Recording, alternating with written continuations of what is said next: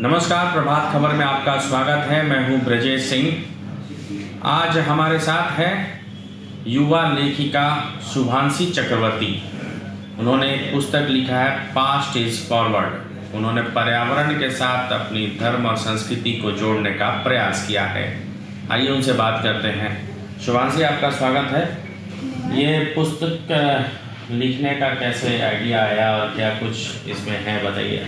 जी तो इस पुस्तक की शुरुआत एक कॉलेज के क्लासरूम से हुई थी, जहाँ पे मुझे एहसास हुआ कि ऐसे बहुत सारे लोग हैं जिन्हें हमारे अतीत हमारे अतीत को एक समस्या के रूप में देखते हैं। तो फिर मैंने सोचा कि क्यों ना मैं एक ऐसी आवाज़ उठाऊं जो मेरी खुद की कहानी होगी, मेरे ऐसी कहानी जो मैं खुद लिखती हूँ, मेरे भारत की कहानी।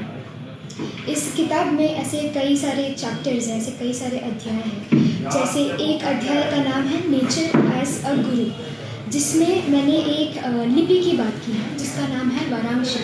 ये हो समुदाय की लिपि है। तो अगर इस लिपि के अक्षरों को आप ध्यान से देखेंगे तो ये सारे अक्षर किसी न किसी आसन की तरह है, योग के आसन। और वो जो सारे योग के आसन हैं वो सारे हमने पर्यावरण से लिए हैं। जैसे पद्मासन जो हमने कमल के फूल से सीखा है, पर्वतासन जो हमने पर्वतों से सीखा है। तो ऐसे कई सारे अध्याय हैं। एक और अध्याय है जिसका नाम है डेटा प्रधान सबको पता है।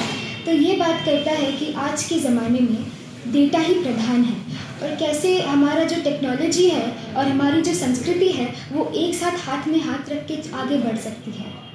आप क्या किससे इंस्पायर हुए तो कि आपने इस पुस्तक लिखने, इस कम उम्र में आपने ये ठाना किस तरह का पुस्तक लिखा जाना चाहिए इस पर? जी तो ये मेरे पिताजी की वजह से है। तो मैं बचपन से ही ऐसे पर्यावरण में बड़ी हुई हूँ जहाँ पे मैंने अपने पिताजी को सेल्फलेसली काम करते हुए देखा है, अपने देश के लिए, हमारे देश के गाँवों के लिए। और मैं इन्हीं गाँव में बड़ी हूँ और मुझे ये एहसास है कि ये जो गांव है ये सस्टेनेबिलिटी के अंदर ही रहते हैं। तो ये जो कॉन्सेप्ट है सस्टेनेबिलिटी, हम सोचते हैं कि ये वेस्ट से आया है, अमेरिका से आया है, बट असलियत तो यही है कि ये हमारे देश का ही है। तो आपको क्या लगता है इस पुस्तक को किन लोगों को पढ़ना चाहिए?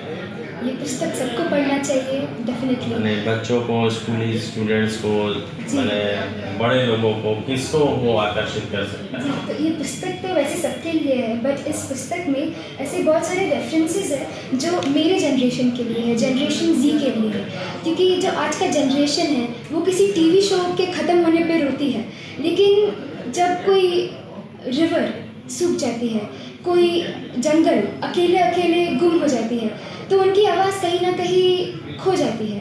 तो ये किताब उसी आवाज़ को रिप्रेजेंट करने की कोशिश करती है, उसी आवाज़ को फिर से जगाने की कोशिश करती है। तो आपने देखा कि शुभांशी चक्रवर्ती ने यह पुस्तक लिखकर एक तरह से पर्यावरण के प्रति युवा वर्ग को सचेत करने की कोशिश की है। कैमरामैन ऋषि तिवारी के साथ मैं ब्रजेश सिंह, प्रभात खबर। प्रभातखबर.com, विश्वास वही, रफ्तार नहीं।